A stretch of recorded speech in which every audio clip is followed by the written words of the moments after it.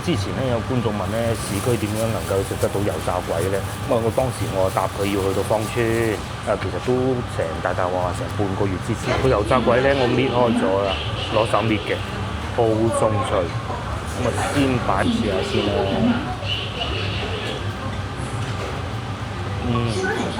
都好高，好高。佢撞咗我，完全當冇事喎。嗱，你睇下佢撞到佢個鏡咧，收咗埋去啊！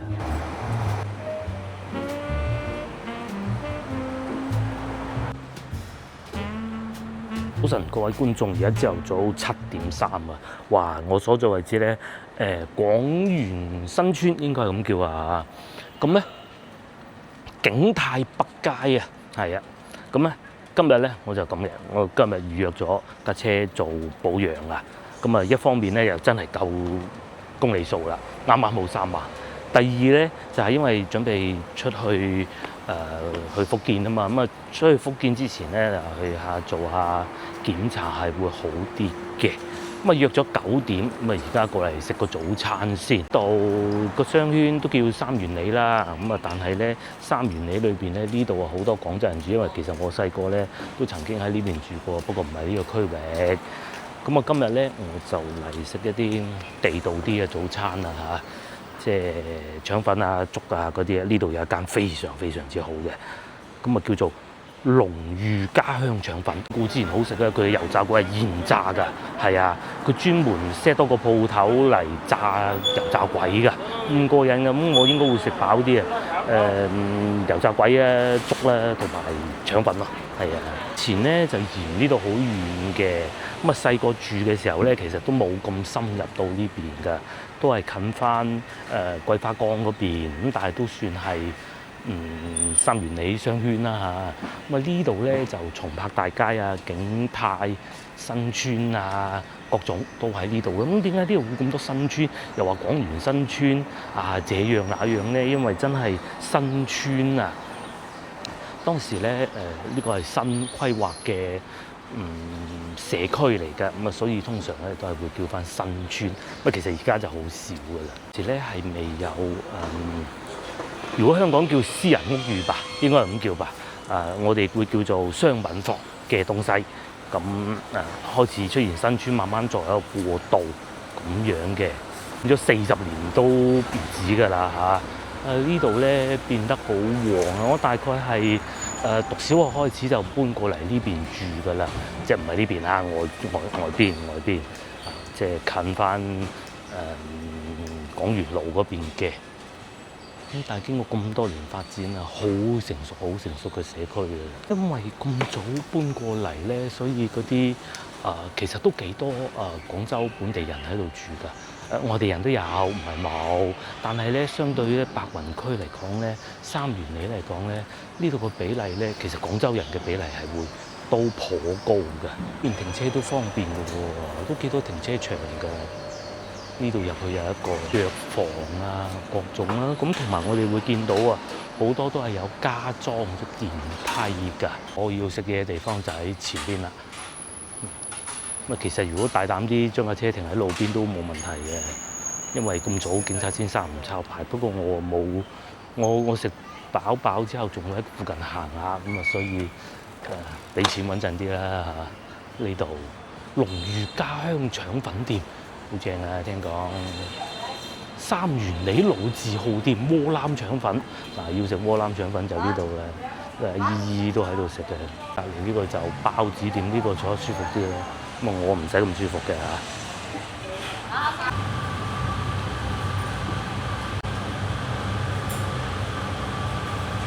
點咗我嘅早餐啦，今日食好啲啊嚇，食個粥，一個腸粉，一條油炸鬼已經送咗上嚟㗎啦。之前咧有觀眾問咧，市區點樣能夠食得到油炸鬼咧？我當時我答佢要去到芳村，其實都大話成半個月之前嘅事情㗎啦。咁其實我並不是太清楚嘅。咁但係呢度咧就係現炸，就唔係來貨嗰種嘅。咁油炸鬼2蚊半，粥係9蚊，腸粉係7蚊。我嘅粥到咗啦，豬肉佢用啲咁豬肉喎，唔係嗰種發晒白嘅肉片㗎，先俾第一個拉先啦嚇，俾個好炸好平先啦，真係要。咁第二芫茜葱，再加埋一啲皮蛋，咁啊生滾嘅應該係，因為睇得出佢冇我之前講嗰種嗰啲皮蛋同米混合嘅狀態，不過唔重要啦，其實冇外邊啲鋪頭係做得到嘅。第二個咧就係呢個油炸鬼，佢唔係油淋淋嗰種噶喎。呢度咧小店經營啊，有人情味，但係咧上菜就冇可能話嗰啲預先整好咗咁快㗎啦，哇！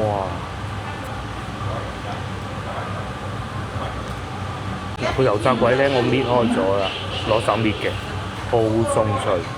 咁啊，先擺落嚟啲粥度食下先啦。而家好少鋪頭會做油炸鬼㗎啦，有嘅都係來貨，咁佢攞個箱移住佢嗰啲咁咯，好少會自家製㗎啦。哇，好熱啊！油炸鬼咁樣先好食㗎嘛。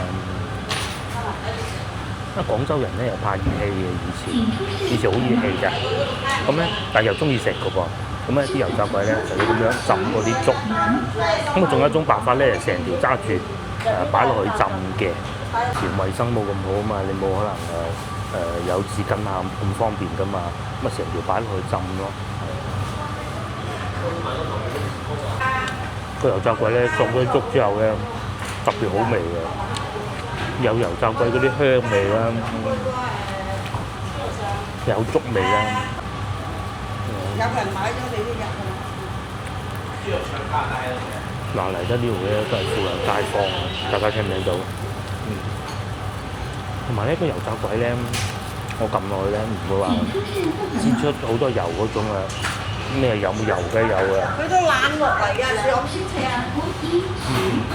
焗嗰啲就冇油，呢啲炸嘅係一定有嘅。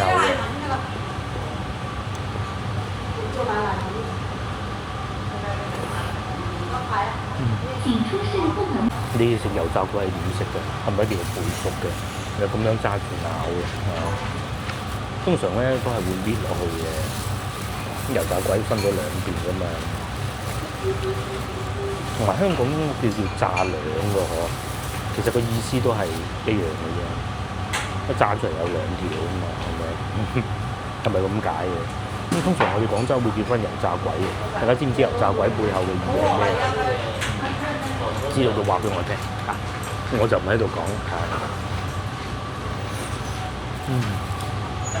油炸鬼就係要追求嗰種空氣感啊，好似空氣咁啊，裏邊係有，但係咧又浮起身嘅喎。接落嚟到腸粉啦，咪雞蛋腸粉，話性價比好高嘅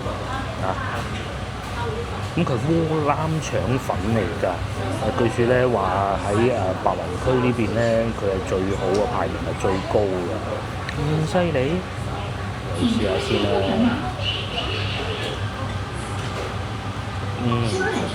都好高，好高。首先咧，啲葱係喺上邊嘅，咁佢豉油咧有一種葱油嘅香味㗎，好特別嘅香味。我窩攬腸粉咧就會爽口啲㗎，但係食落又唔會滑唔滑㗎喎，幾好喎。同埋咧佢會韌啲咁多㗎，啲豉油搞得好好。我又食飽飽啦，大家睇上嗰一點，好古早嘅味道，係啊。但係佢嘅粥咧就唔係咁夠麵，即係佢個粥底再綿啲，因為食到中段嘅時候咧，佢係會水還水，米還米，渣還渣嘅。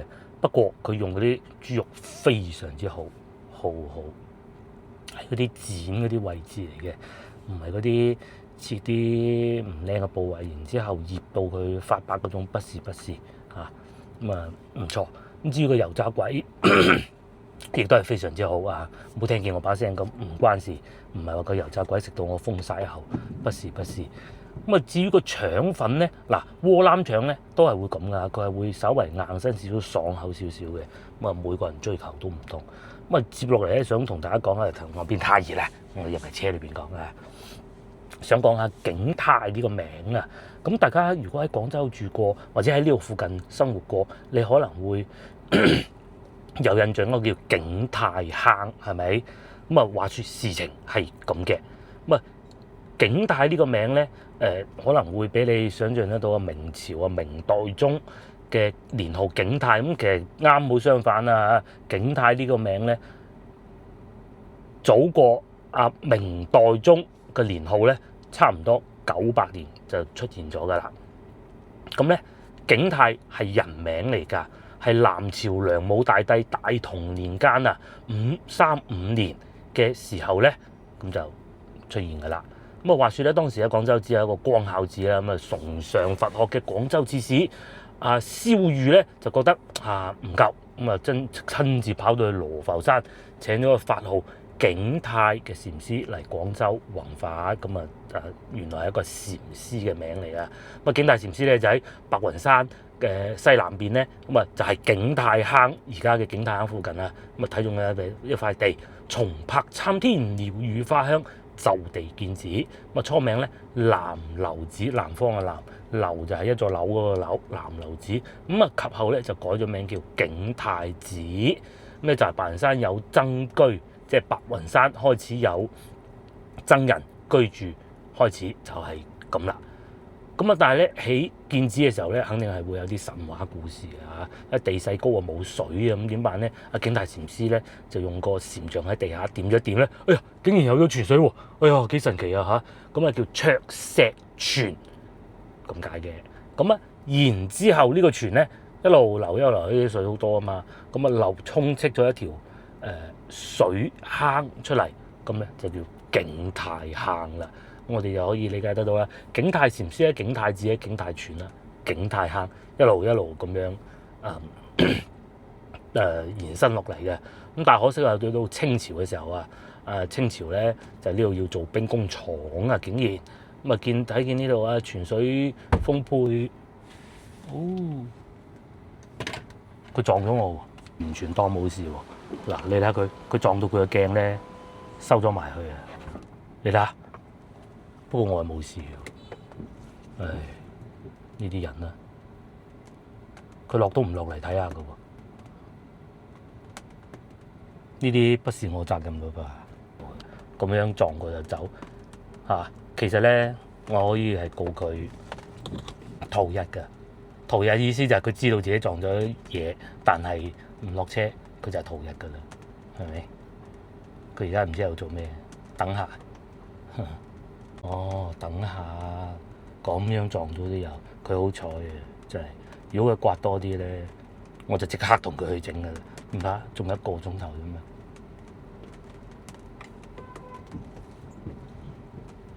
落嚟講聲唔好意思都冇嘅，遞包煙都好啊。雖然我唔食，係咪？走咗去啦。有啲滴滴車司機咧，完全唔識揸車㗎，係啊。咁跟住走咗去啦。佢一聲都唔落嚟講下㗎喎。係啊，嗱，錄影住嘅，咁都有喎。咁啊講翻兵工廠嘅事情啦。咁啊因為後來修建兵工廠，所以就拆咗個寺咁解嘅啫。咁同埋仲有一段佳話咧係咁噶。咁啊我哋知道明朝嗰啲皇帝咧，其實好專橫白霍，好專制。但係唔係喎，呢個景泰呢個名係比較早出現過佢900年咁啊。但係明朝明代中咧就下邊有啲大臣講：喂，嗰度嗰啲使唔使改名啊？咁樣同你個年號一樣喎。明代宗話唔需要，係唔需要因為地名係比我出現得更要早嘅咁樣。咁時至今日咧就景泰新村呢度咧就越嚟越旺啦。當時咧除咗搬過嚟嘅居民以外咧，仲有不少商品房出現喺呢度噶。據我所知都有幾間嘅幾個噶。我哋去行下，不過唔知點解而家又落雨咯。事情咧係咁嘅，因為我去嗰度保養咧，其實只需要15分鐘。咁我就落雨都好，附近行下，落雨有落雨好嘅，冇咁熱啊嘛。係啊，咁我哋出發啦。呢啲有影相嘅。一個咩人咧？即係大家睇咗我影片咁耐，我都係人哋如果對我客氣咧，我係會更客氣嘅。即係算啦，因為試過有人刮到我架車，其實都花咗不少，我係完全可以叫佢賠錢嘅。咁當然啦，其實因為刮花咗車嘢，上次去南記食粥坊食嘢嗰陣咧，咁但係當時嗰兩個女仔好客氣，即係百般不是等埋我嚟道歉如何如何，咁算啦，係咪先？我話如果我架車咧，因為你呢度撞咗咧，我輔助駕駛用唔到咧，咁我一定揾你。咁但係當然其實係唔會啊，我只不過當時留低一句説話。但係今日呢個咁樣樣佢走咗去咧，其實我係絕對可以做得好絕㗎。係啊，我而家就報警佢好煩嘅。算啦，呢個叫幸福者退讓原則。咩意思咧？就係你唔好同佢計較，到時咧佢癲起身咧攞刀仔吉我咧係有㗎。係啊，你點知佢係咪係嘛？所以呢一年咧悟出嘅人生道理就係咁。算啦，唔好講咁多啦，係咪啊？即係自己對個老婆呻兩句咁啊算啦。咁佢撞到我咁樣，好彩又冇事咁啊。其實佢仲傷過我。行啦，嚟喺附近行下嚇。不過今日咧都唔算太大雨㗎啦。呢幾日朝頭早都有小雨咯。咁灑完幾滴咁就冇㗎啦。咁啊，而家8點啊，啲同學仔要翻學㗎啦，8點鐘就要翻學啦。去附近行下，睇下呢度有咩變化。叫松柏東街啊！你話係咪會好似以前高僧咁樣喺呢度見到好多松柏咧？所以決定喺度修建寺廟咧，我相信都唔出奇㗎嚇。同埋對面仲有34號車係去邊嘅咧？以前去邊咧就唔記得啦。而家係去國村小區即係芳村咯，都有酒店嘅，譬如呢一個啦。都幾靚喎，好似多廣州人住啊，肯定係都會有茶樓㗎，譬如呢一個咁啊。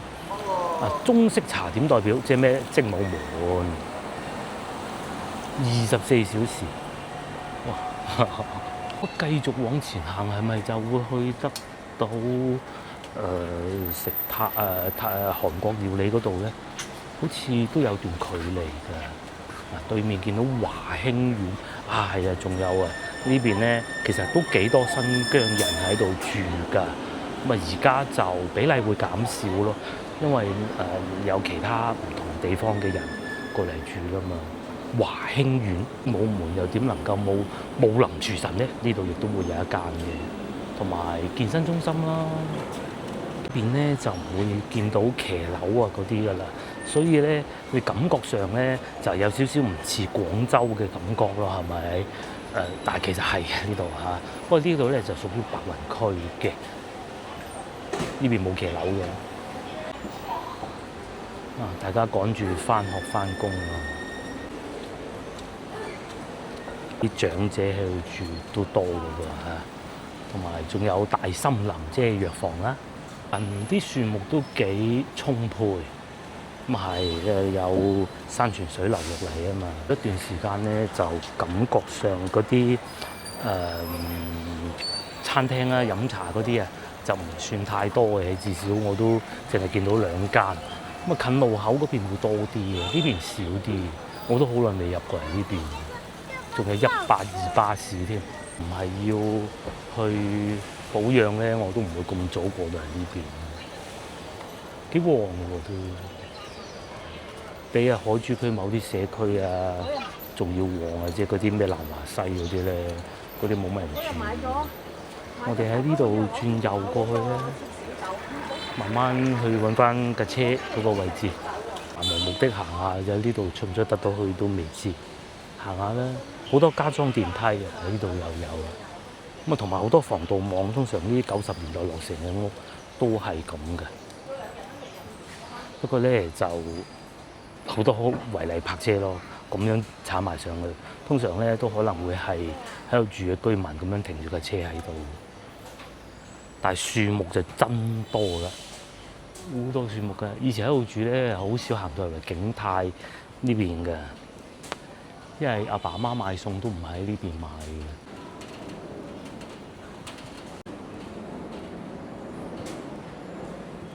嘅。我咧以前啊呢邊啊好近白雲機場嘅，所以長期咧都係會聽見啲飛機聲啊。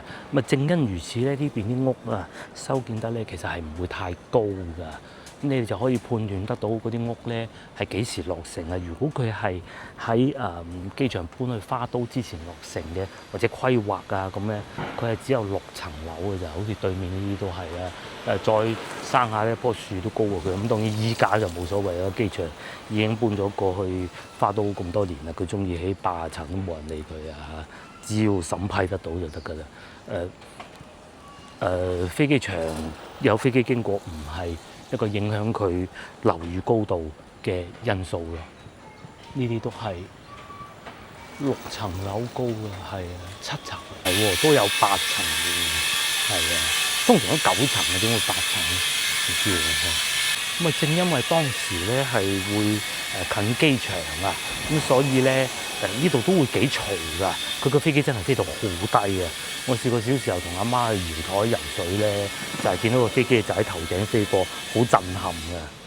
我哋行呢度上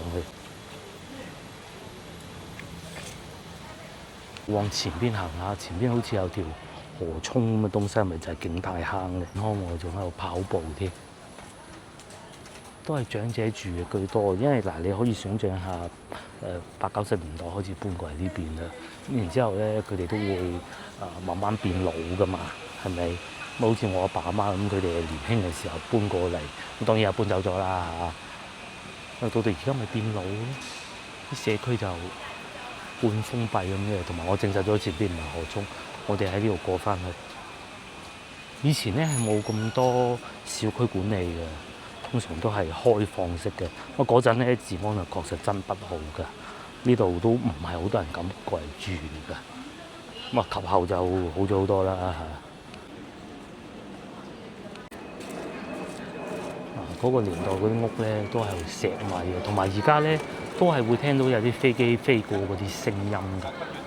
比市區咧，即係唔好講市區嘅老城區咧，係會更嘈㗎。以前我哋喺度住嘅時候咧，係確實係當呢度係郊區嚟嘅，呢個無可厚非啊！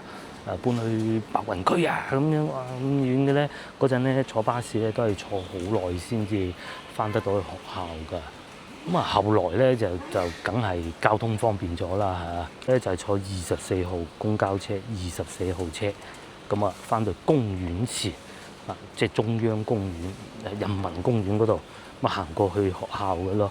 哇，大話坐成個鐘頭，因為嗰陣啲車開得好慢啊，唔似而家開得咁快，條路況又冇咁好咧。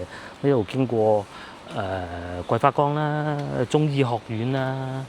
咁啊，然之後就解放北嗰陣仲未修建解放北立交啊，就喺下邊咁樣穿過去，咁啊等咯，一路去三聯宮咁樣應元路咁嘅，我記得好似係嚇。然之後就翻到去公園前啦，行得都七七八八啦，我都翻上車。呢啲就係廣州一啲40年左右嘅社區啦。咁佢係冇翻到西關嗰啲咁舊嘅。嗰啲就係磚木結構啊、騎樓啊咁噶啦，呢啲就唔係嘅，但係樹木十分充沛。準備出發，全程4好啦，公里，咁都唔好講咁多啦。起點為單營路段，而家過去保養車嗰度啦，13分鐘就會到噶啦，出發。哇！呢啲路都好窄喎，先頭我就係咁樣行過嚟嘅啦。喺前邊往右轉，即將轉右。路邊係停滿車，呢啲停車咧好平嘅，5蚊1小時。咁啊，一停低咧，先頭我就係同阿姐姐講大概停幾耐，咁啊佢一計2個鐘頭，咁啊頭搭尾係計2個鐘頭，咁啊收10蚊咯，俾埋錢，咁啊走嗰陣就自己走就係噶啦。喺呢度轉右，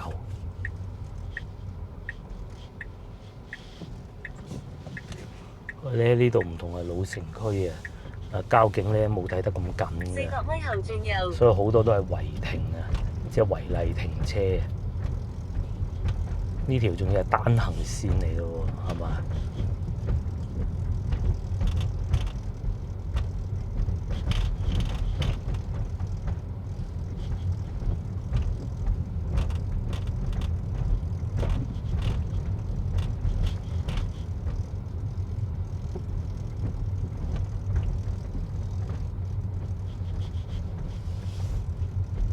哦，嚟翻呢度麥當勞呢度，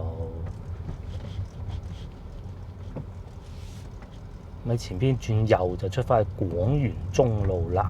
咁嗰度咧就會更為熟悉啦。啊，我都未開車入過嚟呢度，原來係咁樣樣嘅。 150米後喺 T 字路口轉右，進入主路。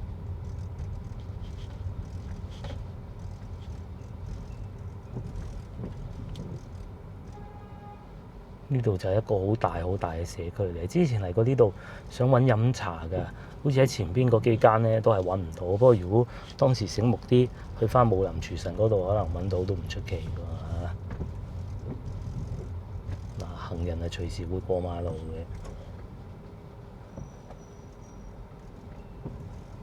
巴士就埋站嘅，咁啊得一條線嘅啫，你就只能等㗎啦嚇。284如果冇記錯，應該係元村嘅一個巴士嚟嘅，唔知而家仲係咪？因為咧而家廣州嘅巴士咧 cut 咗好多，或者叫優化啦，咁同埋咧已經逐漸換啲小巴㗎啦，因為好多人咧開電雞嘅。嗱，大家睇下呢條天橋就知啦，嗰啲人咧唔係行上去，係踩住部電雞上去嘅，咁係可以㗎嚇，講清楚先。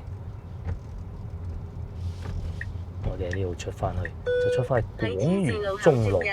進入主路。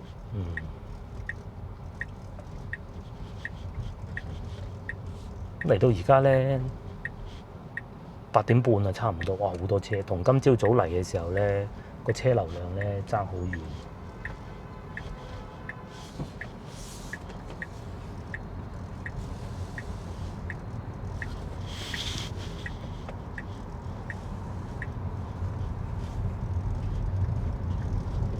哦，嚟翻呢度河北大廈。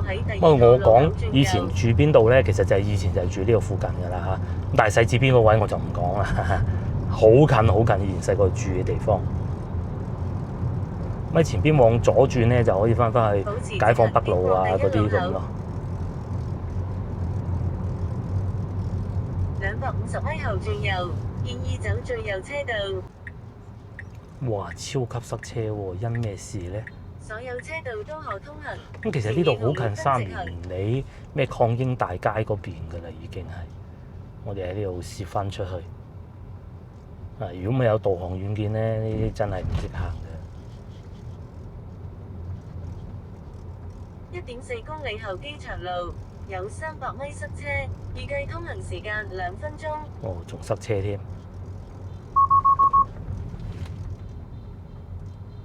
前面合入主路。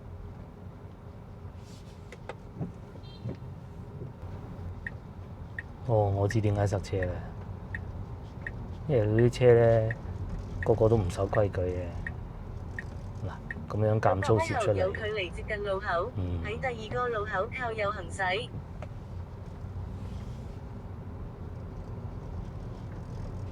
保持直行，建議走右邊第2、第3車道。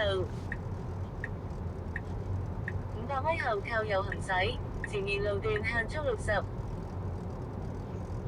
好嗱，咁啊話咁快咧嚟到呢個地方叫白雲新城啊嚇，因為通常呢啲外資企業咧嘅即係特斯拉呢啲咧，佢 set 個地方咧，佢唔會擺晒啲老城區啊咩龍津路嗰啲嘅，佢梗係去翻啲新城區嘅。啊，白雲新城呢度咧係廣州其中一個點講啊？新落成嘅社區啊，商業中心嚟㗎，好旺㗎，係啊。最中間車道。最中間車道呢條路啊，闊好多。喺主路行駛。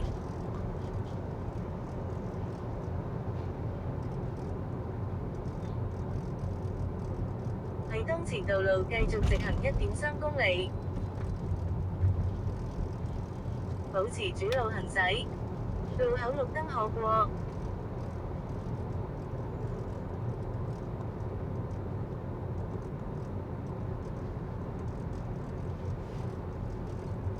呢度都有地鐵站嘅，右邊。咁呢度應該會唔會係14號線咧？唔肯定啊嚇，因為啲地鐵線路實在太多啦。注意走右邊兩車道，前面紅綠燈直行。400米外有多個電子眼，專拍不按規定車道行駛。過紅綠燈後進入塞車路段，長度300米，預計通行時間4分鐘。500米度。咁至於鏡頭嘅左邊咧，其實就可以去到樂嘉路啊，即係食韓國餐嗰邊嗰個方向㗎。我哋繼續往前行。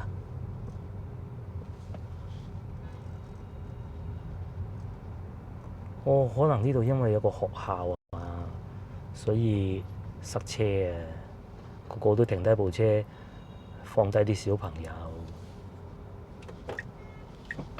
700米後喺三岔路口靠左走最左線，前面紅綠燈路口直行，靠左走最左線。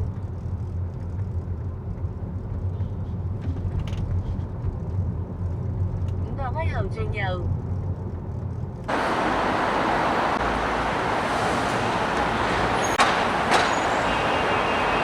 車啊已經擺低咗㗎啦嚇，好貼心嘅服務，解釋得好詳盡。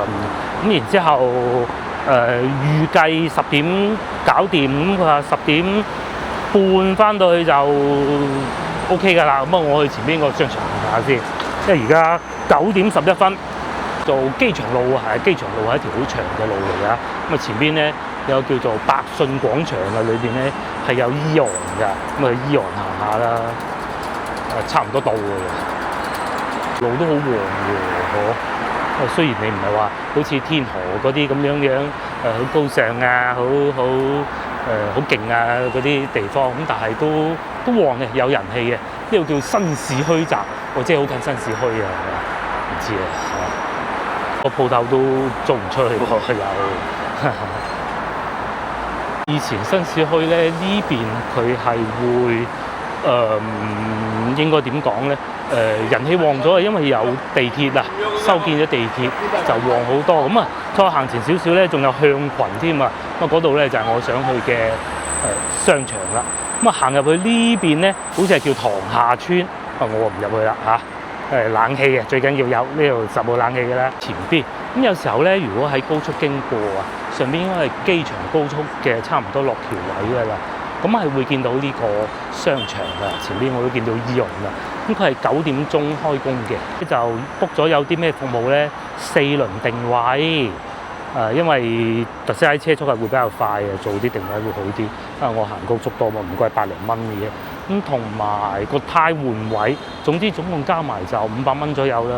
因為話貴又唔算係好離譜啊嚇。呢度就係我要嚟嘅商場啊！哇，咁冷清嘅喂！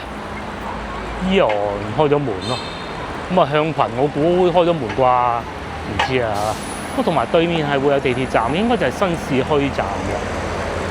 去市場咧，其實如果唔係嘅話咧，可以去蕭江市場行下嘅。對面就係蕭江市場，萬象匯都仲有嘅喎，仲有嗰個烤肉店都有嘅。長榮1335，係啊，機場路係一條好長嘅路，佢嘅門牌號碼係好大嘅。請走正門，即係商場未開門啦，醫陽就開咗門咯。有啊，先頭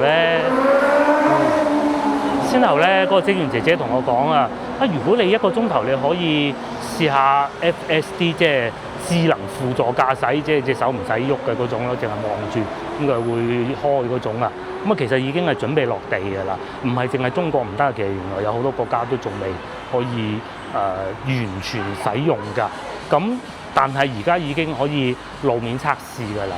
咁啊，測試咗一段時間啦，好多人都話端午節，咁啊端午節可能係再推到依家。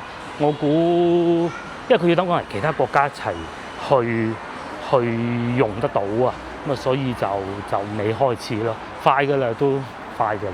度就係商場又好，咁但係醫陽喺邊度入咧？前邊未開門喎，商場。隔離都有賣車嘅，呢個係賣小米嘅。呢度入去醫陽，似啦。呢個就係佢個正門啦，係嘛？咁樣嘅喎，好多外省菜嘅喎。咁係呢邊外省人多咧，做外省菜嘅咧，好多啊！就唯獨個向群係粵菜咯。睇下呢度入唔入得去先，好似入得，但係好多鋪頭都未開門啊！呢個開咗門。保養咧就好過去廣州大道啊！嗰度咧附近咩都冇得行㗎，係啊！呢度話晒都附近仲有麥當勞啊，或者係咖啡店啊、星巴克㗎。前邊應該就係伊洋嘅入口，我去睇下先，睇下保安哥哥俾唔俾我入。都仲有陸運茶居，我上邊都仲有好多餐廳嘅湖南菜啦，嗬！我應該喺呢度上去嘅。超市又唔算話多人喎，仲冇乜人添。咁但係就好難得話會開得到呢隻伊洋，因為市區亦比較難啊，講過好多次。有人嘅唔係冇人嘅嚇，有，但冇想象中多。冇喺市區翻到去咩龍津路啊、龍港所啊嗰啲咁多人咯。咁同埋咧嗰邊啊，商場嗰部分咧係未開嘅，所有鋪頭都未開，淨係啲咖啡店啦，同埋伊洋係開咗門嘅。買呢個天啊架車啊，難免會有啲怪味㗎。咁咧呢個係又平又靚㗎，3蚊9嘅，係啊，而且又容易買得到，唔使下上網買㗎嘛。咁啊呢個味我未試過，今次試檸檬味。睇完嘢啦嚇，咁啊而家慢慢行翻去收車嗰度啦，咁啊都差唔多㗎啦，仲有半個鐘頭到。呢邊真係好多人去燒光市場買菜，不過而家就少咗買菜就唔去啦嚇。係喎，呢度真係新市區站喎，不如我坐一個地鐵翻去。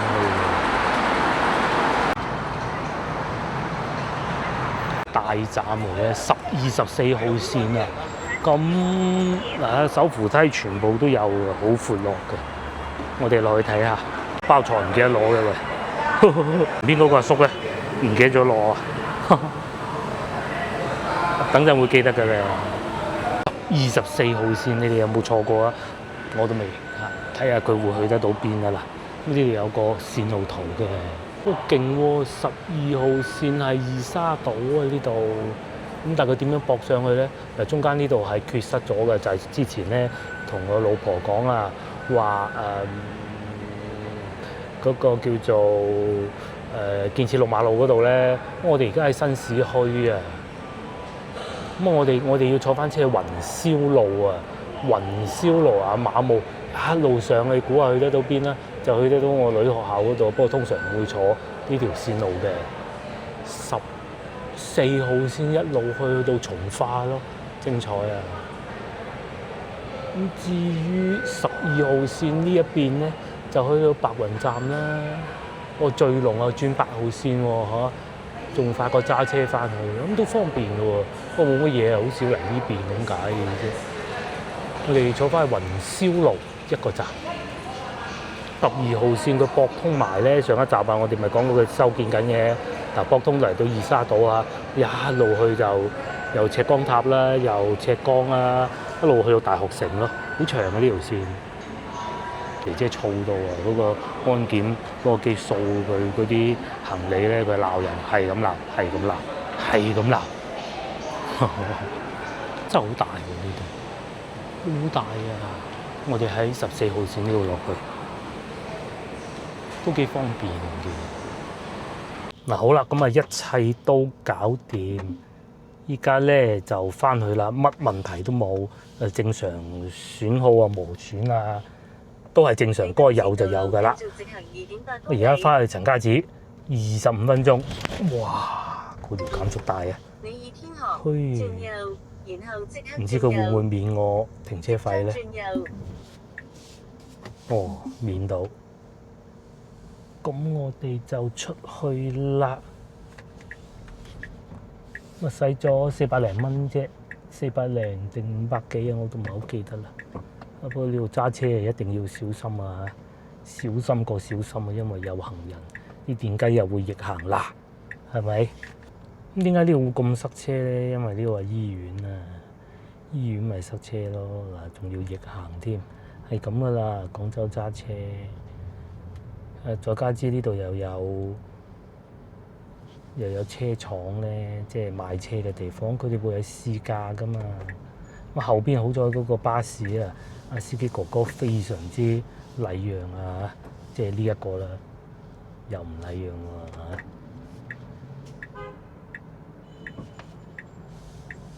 點解會塞車咧？就係因為呢度啊，嗱係咪？係咪？咁就冇辦法啦。終於俾我攝到出嚟啦！哇，好刺激！嘿， 600米後喺紅綠燈掉頭。咁啊，前邊掉頭應該就係百順嗰度掉頭咯。咧做個4輪定位嗱，我唔知海外係咪咁叫㗎嚇。確實咧查到右後轆啊，即係上次喺喺長沙咧補胎嗰陣咧導致㗎。係有啲咁多歪咗啊，問題都唔大咁，但係既然嚟得到呢度，佢梗係會幫我整翻好噶啦，係咪咁樣嘅？咁啊而家就正翻晒噶啦，我哋喺呢度掉頭，咁就係先頭百順廣場嗰度咯。嗱，咁都唔同大家講咁多啦，專心揸車啊！下集見，拜拜。咁架車整好就可以放心去遊玩啦嚇，係咪？拜拜。又嚟到晚餐時間，今晚食咩？今晚食排骨湯。哦，之前喺市場買嗰啲唔夠再煮，係唔夠再煮。兩個人嘅啫，我哋。冇錯冇錯。咁咁啊，主食食咩今晚？你唔夠咪煮個麵咯。啊，煮半個麵得唔得？得。又係清淡嘅一餐啊！係啊，好清淡。好清淡，夠健康。薯仔係咪薯仔嗰個？唔係，即係番茄、節瓜同埋肉。而家咧最緊要咧就係有冷氣。